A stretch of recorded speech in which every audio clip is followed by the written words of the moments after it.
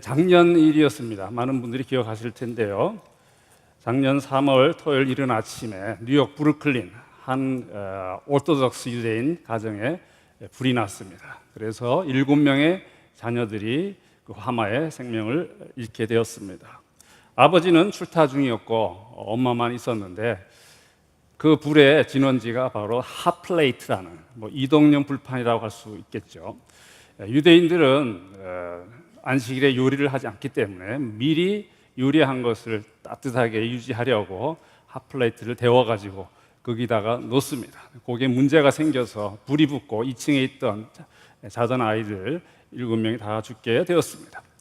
또 소방서 조사에 의하면 1층에 소위 그 스모크 디텍터, 화재 경보기도 없었다고 합니다. 이 사건 뒤로는 많은 유대인들이 화재 경보기를 샀다고 합니다. 어쩌면 안식일에 경보기가 작동되는 것, 그러한 것도 싫어했던 모양입니다. 미시나라는 유대교 소위 율법 설명서가 있습니다. BC 556경, 그때부터 이제 구전으로 쭉 내려온 것을 AD 2세기경에 이제 기록한 책인데요. 거기에 보게 되면 안식일에 하지 말아야 할 것이 39가지나 됩니다. 몇 가지를 제가 소개해 드리겠습니다. 안식일에 추수를 못합니다. 그래서 안식일에는 나무에 올라간다든지 혹은 낙타나 말을 타지 못합니다. 나무 올라가다가 가지가 부러진다든지 혹은 또 낙타를 타다가 낙타가 해가지고 가지가 부러진다든지 이런 것도 추수라고 이야기를 합니다. 또 안식일에는 키질, 곡식을 고르지 못합니다. 그래서 오늘날 유대인들은 과일 상자에 있는 좋은 것과 나쁜 것 고르지 못합니다. 그것도 일종의 곡식 고르는 것이라 하는 겁니다. 또 안식일에 씨를 뿌리지 못합니다.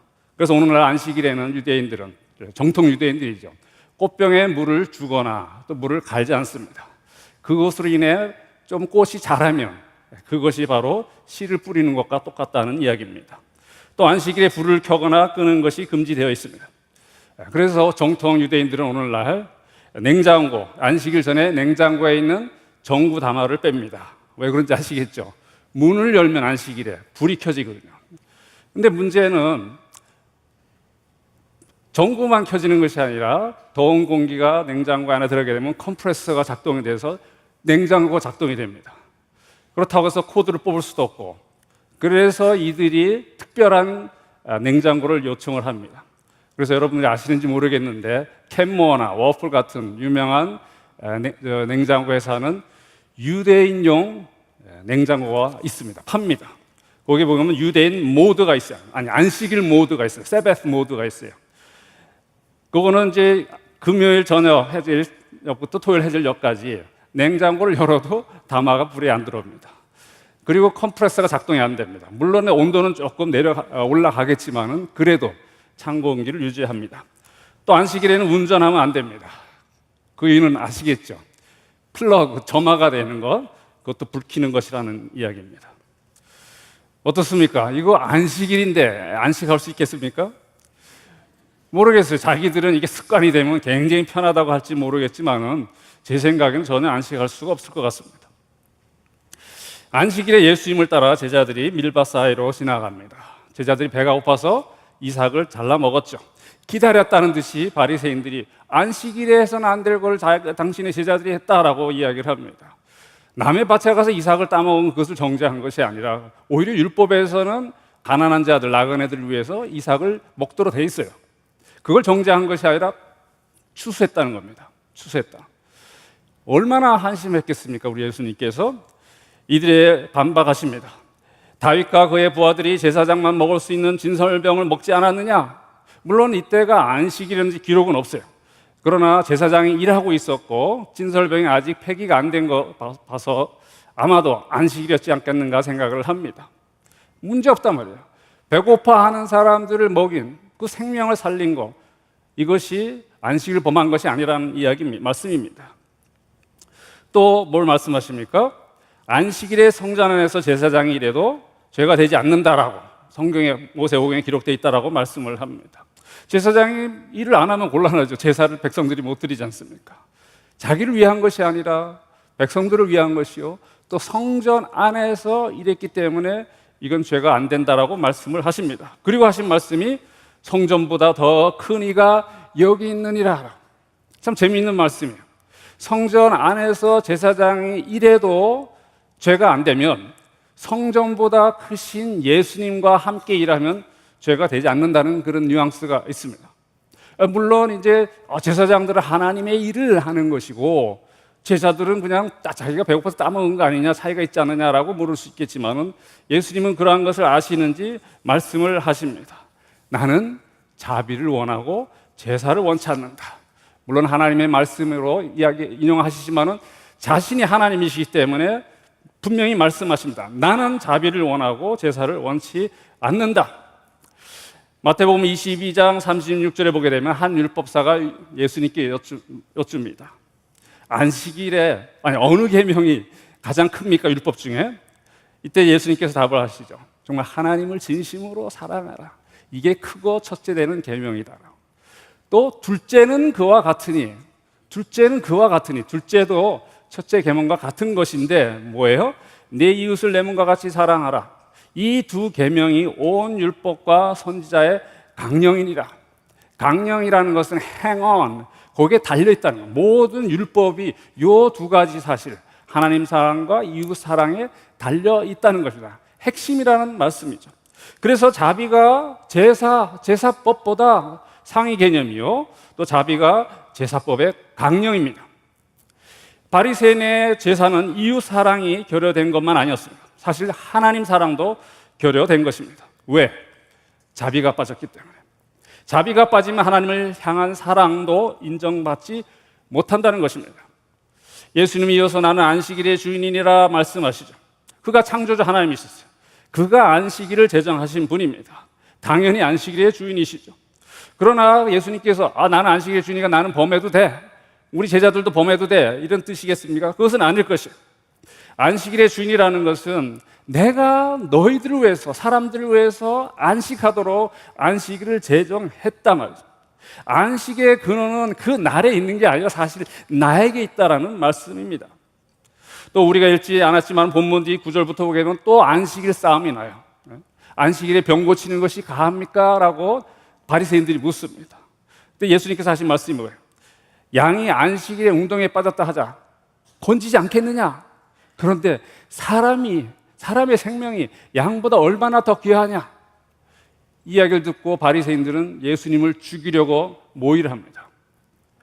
이래도 된다, 안식일에 이래도 된다, 그 화가 나서 죽이려고 한 것이 아니라 예수님 말씀이 맞거든요.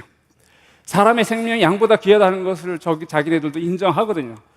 자기의 위선이 드러나는 것, 그것 때문에 죽이려 했다고 저는 생각을 합니다. 또 누가복음 같은 밀밭 사건에서는 안식일은 사람을 위해 있는 것이요 사람이 안식일을 위해 있는 것이 아니라라는 말씀도 하셨어요. 이렇듯이 안식일의 본질은 날 자체에 있지 않습니다. 먼저는 하나님, 삼일째 하나님에게 있고 그 제정하신, 그 다음에 사람에게 있는 것입니다. 달리 말하자면 하나님 사랑과 이웃 사랑에 있습니다. 이 두 가지가 없으면, 하나라도 결여되면 결코 안식을 할 수가 없는 것입니다. 사실 저는 오늘 설교를 통해서 소위 기독교의 안식일, 크리스천 세베스는 오늘 주일을 어떻게 잘 지킬 수 있으며 또 오늘 예배를 온전하게 드릴 수 있을까, 이거에 대해서 말씀드리고자 하는 것입니다. 그럼 먼저 왜 안식일이 주일로 변했는지 설명드려야 하는데, 이거 굉장히 신학적인 문제이고 간단히 제가 말씀을 드리면, 먼저 안식일을 처음에 제정했던 이유 두 가지 말씀드리겠습니다. 첫째는 창조의 완성 혹은 성취 때문이었습니다. 창세기 2장 3절에 이렇게 말씀합니다.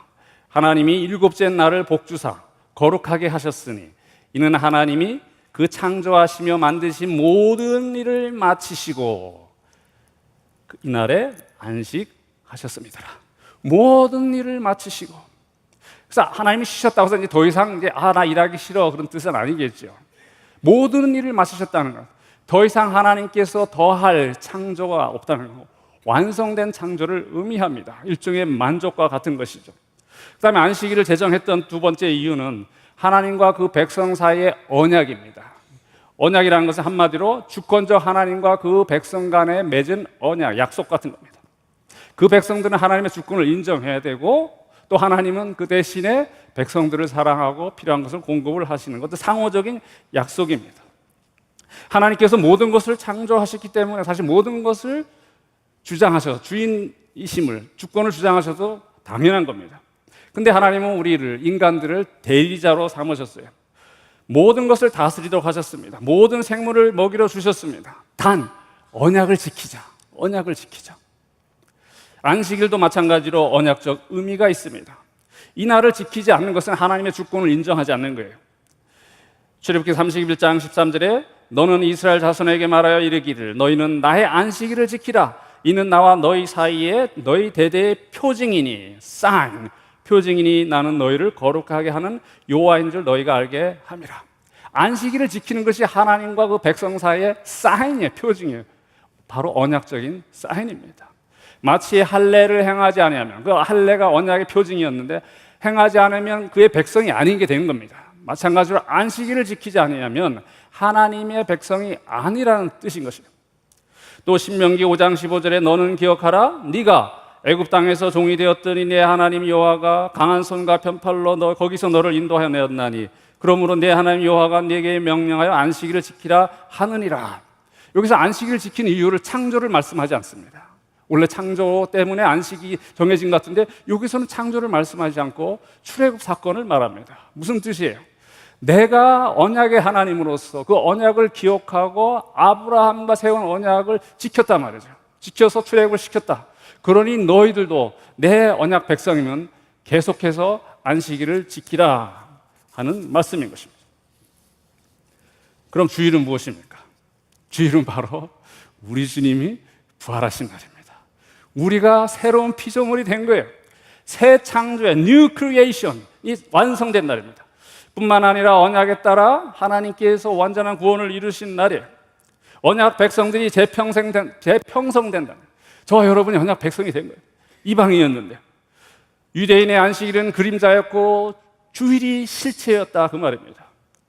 그래서 사도행전 20장 7절에 보게 되면 안식 후 첫날 뭐예요? 주일에 다 모여 떡을 때려 했다. 떡을 때려 모였다고. 당시 사도들과 초대교회 성도들이 주일을 기억하고 지켰다는 말씀입니다. 그러면 주일에 요리를 하고 자동차를 타고 냉장고 문을 열 수 있습니까? 당연히 할 수 있어요. 당연히. 지금은 사실 저희 아버님도 이제 고신 나오시긴 했는데 고신 지금은 그렇지 않으리라 생각합니다만은 1960년에 발생된 사건입니다. 당시 교장이었던 박윤선 박사님 잘 아실 것입니다. 한국에서 선교사로 활동하시는 수프너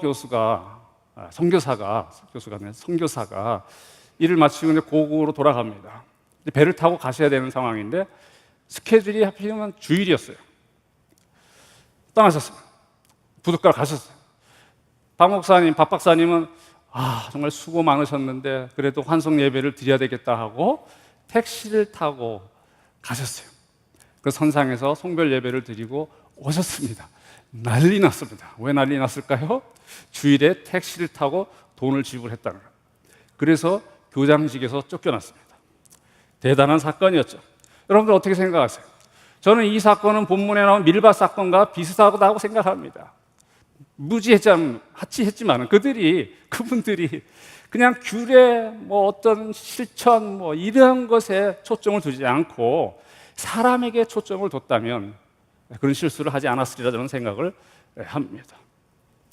그러면 주일에 직장에 가도 되느냐? 가게를 열어도 되느냐? 하는 예민한 문제들이 있어요. 저는 이 시간에 다루고 싶지 않습니다. 전 단지 다르게 여러분들께 여쭈겠어요. 여러분들 모든 날이 하나님의 것임을 인정하십니까? 구원에 대한 기쁨과 감사가 있으십니까? 성도들과 함께 언약 백성임을 확인하시고 싶으십니까? 그렇다면 주일을 온전히 지켜야 됩니다. 무엇을 해도 되느냐 안 되느냐 하는 그러한 율법적 접근 방법은 우리가 피해야 됩니다. 내가 정말 하나님의 주권을 인정하는가? 그분은 나의 주인이심을 인정하는가? 정말 언약 백성으로서 그분과의 언약을 지키고 싶은가? 이것을 생각을 해야 됩니다. 사실 여러분들은 잘하고 계시다 저는 확신해요. 이렇게 모여서 하나님을 찬양하고 경배하고 좀 감사하고 기뻐하는 이런 모습 잘하고 계시라 저는 쉽게 알 수가 있습니다. 그런데 조심해야 할 사안이 하나 있습니다. 그것은 바로 다시 말씀드리면 하나님은 제사를 원하시는 것이 아니라 자비를 원하시는 거예요. 자기는 분명 하나님을 사랑해서 하나님께 예배를 드린다고 하는데 만약 그 예배에 이웃 사랑이 빠진다면 그 예배가 온전한 예배가 아니라는 겁니다. 우리가 읽은 본문 마태복음 11장 29절 33절을 보게 되면 나는 마음이 온유하고 겸손하니 나의 멍에를 메고 내게 배우라. 그러면 너희 마음이 쉼을 얻으리니 이는 내 멍에는 쉽고 내 짐은 가벼우니라. 여기서 멍에와 짐은 가르침을 의미합니다. 바리새인들의 가르침을 빗대어 말씀하신 거예요. 그들의 가르침은 너무 무겁고 어려운, 그러나 내 가르침은 그렇지 않다라고 말씀을 하는데 그 말씀의 그 뒤에 있는 의미가 뭐겠습니까? 가르치는 것 자체도 중요하지만은 가르침을 받는 사람들을 염두에 두라는 겁니다. 그들이 버거워하지 않는지, 정말 은혜가 들어가고 복음이 들어야 되는데 오히려 그 가르침으로 인해서 더 정죄함에, 더 아픔에, 더 괴로움에 있게 되는 거 아니냐, 바로 그걸 지적을 하고 계십니다. 그리고 예수님께서 난 마음이 온유하고 겸손하다는 것은 이런 맥락에서 생각하자면 예수님은 그걸 다 염두에 두시는 분이라는 거예요. 예수님은 백성들에게 자비를 베푸시는 분이라는 뜻입니다. 바로 이 사실을 구체적으로 설명하기 위해서 마태는 이어서 우리가 읽은 12장의 밀밭 사건을 기록한 것입니다. 누가 들어도 너무나 터무니없는 정죄 아닙니까? 물론 그들은 정말 안식일을 잘 지키려고 했을 것 같아요. 그죠? 정말 하나님을 사랑한다고 했을 것 같아요. 예수님이나 바리새인들이나 다 하나님 말씀을 지키려 했던 것이고 안식일을 거룩히 지키려 했던 것입니다. 그런데 무엇이 그들을 다르게 한 것입니까? 바로 그것은 바리새인들에게는 오직 제사만 있었던 거예요. 강령이 빠진 겁니다. 이웃 사랑이 빠진 것입니다. 바리새인들은 하나님께 제사하고 예배하는데 왜 사람들이 중요한지 도무지 이해를 못했을 것 같아요. 오히려 방해되고 거추장스러운 거 아니냐, 영광스러운 완전하신 하나님께 예배하는 뭐 그따위 신경을 쓰느냐라고 생각할지 모릅니다. 그러나 하나님 사랑과 이웃 사랑 둘 중에 어떤 것도 소홀히 해서는 안 됩니다. 역설적으로 바리새인들은 하나님 사랑을 강조함으로 인해서 이웃 사랑을 저버린 것이에요. 굉장히 역설적입니다. 그래서 두 가지를, 하나님 사랑과 이웃 사랑을 다 놓치지 않으려면 하나님 사랑보다는 제가 믿기로는 이웃 사랑을 더 강조해야 합니다. 요한일서 4장 20절에 하나님을 사랑하노라 하고 형제를 미워하는 자는 거짓말을 하는 자니 보이는 형제를 사랑하지 않는 자는 보이지 않는 하나님을 사랑할 수 없느니라 말씀합니다. 또 우리 주님께서 마태복음 5장 23절 24절에 예물을 제단에 드리려다가 거기서 내 형제에게 원망 들을 만한 일이 생각나거든 예물을 제단 앞에 두고 먼저 가서 형제와 화목하고 그 후에 와서 예물을 드리라 라고 말씀하셨습니다. 어쩌면 하나님은 부모와 같은 심정이신지 모르겠어요. 나는 됐다, 너희들이 서로 화목하고 잘 지내면 그거면 돼, 나는 됐어, 이러한 부모 심정이 아니겠는가. 하나님 사랑과 이웃 사랑은 짜장면 먹을까 짬뽕 먹을까 이런 비교가 아닙니다. 디모데전서 6장 16절에 하나님은 우리가 인간이 가까이 가지 못할 빛에 거하시고 어떤 사람도 보지 못하였고 또 볼 수 없는 분이니라 라고 말씀을 합니다. 이런 하나님이 저와 여러분이 어떻게 하나님을 사랑할 수가 있겠어요? 못합니다. 어떻게 합니까? 죄 많은 우리가. 그런데 정말 사랑 많으신 그 사실만은 우리가 알거든요. 그분이 우리로 그분을 사랑할 수 있도록 하시기 위해서 예수 그리스도가 오신 것이에요. 바로 십자가가 하나님의 사랑의 길입니다. 하나님을 사랑하는 길입니다. 그런데 그 십자가는 동시에 이웃을 사랑하는 길이기도 합니다. 그래서 하나님께 예배하는데 사람이 너무 중요합니다. 서로 사랑할 대상이, 자비를 베풀 대상이 너무나 중요합니다. 여러분의 가족이, 여러분의 이웃이, 또 여러분의 친구가, 또 목장 식구들이, 교인들이, 심지어 교회에 오다가 돈 달라고 하는 노숙자들이 너무나 중요한 것입니다. 저는 하나님 사랑을 뺀 이웃 사랑을 말하는 것이 아닙니다. 십자가를 통한 이웃 사랑을 말하는 것입니다. 이것도 뉴욕 브루클린에 있었던 사건이라고 합니다. 어떤 분이 이제 장애 아동 학교, 브루클린에 있던 그 출시라는 학교가 있는데 그 학교에 이제 모금 파티에 참석을 했어요. 갔더니 학부모였던 어떤 아빠가, 샤야라는 아이의 아빠가 모금 연설을 했다 합니다. 그 이야기를 인터넷에 올렸는데 제가 이제 읽었는데요. 이분은 아주 신실한 유대인이었어요.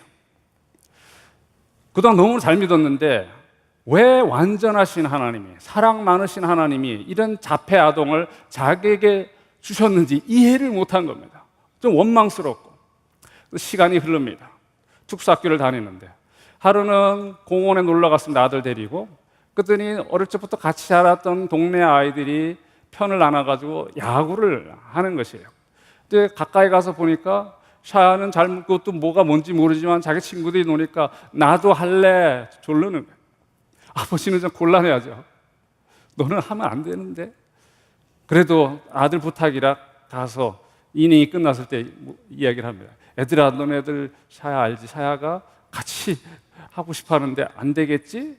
애들이 서로 쳐다봅니다. 그래서 한 아이가 해도 돼요. 우리가 어차피 지는 건데 해도 돼요. 그래서 수비를 놓을 때에 어떤 그 뒤쪽에 중간에 애매하게 뭡니까 중견수와 우익수 그 사이에 이렇게 뒤에다 이렇게 놓고 수비를 했어요. 대신 받아주고 막. 그다음에 공격 차례입니다.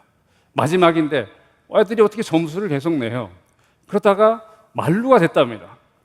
근데 갑자기 어떤 한 아이가 야 샤야 네 차례야. 아빠가 놀란 거예요. 야 네 차례야. 나오라고 글러브를 줍니다. 글러브를 낄지도 몰라요. 아니 이제 방망이를 줍니다. 방망이를 잡을지도 몰라요. 그러다 다른 친구가 좀 큰 애가 방망이를 이렇게 같이 잡는 걸 그리고 뒤에서 같이 잡아줍니다. 근데 투수가 가까이 와서 살짝 이렇게 올려줘요. 그래서 톡 쳤어요. 또르르 굴러서 투수 앞에 갑니다. 애들이 뛰어. 그 아이와 같이 일루로 뜁니다. 투수가 공을 딱 잡더니 그러더니 갑자기 일루수 머리 위에 악성구를 합니다. 그러니까 애들이 뛰어. 그 다음에 거기 있는 아이들이 다 들어왔어요.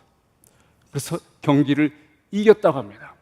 그래서 이 아빠가 고백하기를 빌어서 아이들이 자기 아들을 사랑하는 자비를 베푸는 그런 모습 속에서 하나님의 사랑과 하나님의 완전하심을 깨달았다고 고백했다는 거예요. 그 글을 제가 읽었습니다.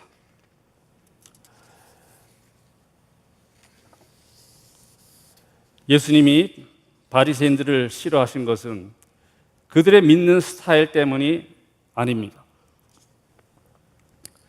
솔직히 그들이 이삭을 잘라 먹든 땅에 떨어진 걸 비비지 않고 통째로 먹든 뭐 예수님께서 뭐 상관하실 일이 있겠습니까? 오늘날 뭐 주일에 개솔린을 넣든 토요일에 개솔린 넣든 뭐 그게 뭐가 중요하겠습니까? 예수님께서 싫어하신 것은 바리새인들의 믿는 스타일이 아니라 같은 죄인이면서 다른 사람들과 비교하여 상대적 만족을 누리고 상대적 기쁨을 누리고 상대적 의로움을 느끼는 그걸 싫어하신 것입니다. 따라서 오늘날 저와 여러분이 내가 가진 재물, 내가 가진 학력, 내가 가진 능력, 내가 가진 외모, 나의 자녀들, 심지어 내가 가진 신앙 등을 가지고 다른 교인들과 비교해서 상대적인 기쁨과 만족과 성취감, 의로움을 느낀다면 미안하지만 우리 모두가 바리새인이 될 수가 있습니다. 나는 다른 사람들과 마찬가지로 죄인에 불과하다는 사실을 진지하게 생각한다면 결코 바리새인이 될 수가 없을 것입니다. 우쭐될 수도 없을 것입니다. 오히려 동료의식이 강해질 같은 죄인이요.